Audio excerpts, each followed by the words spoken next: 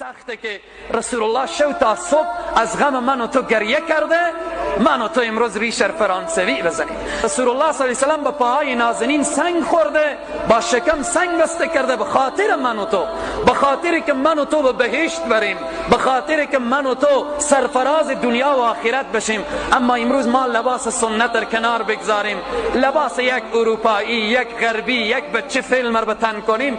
همین قدر اگر به بهشت هم بریم، به صحرای محشر رسول الله بگم که ای امت من، لباس من همینقدر کم ارزش بود که تو رفتی دنبال یک لباس مسیحی، یک لباس یهودی.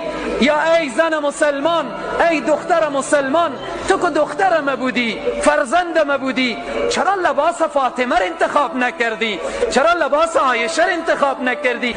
رفتی یک لباس اروپایی و هندی و اینها. به همونجا به صحرای محشر چقدر انسان شرمنده میشه.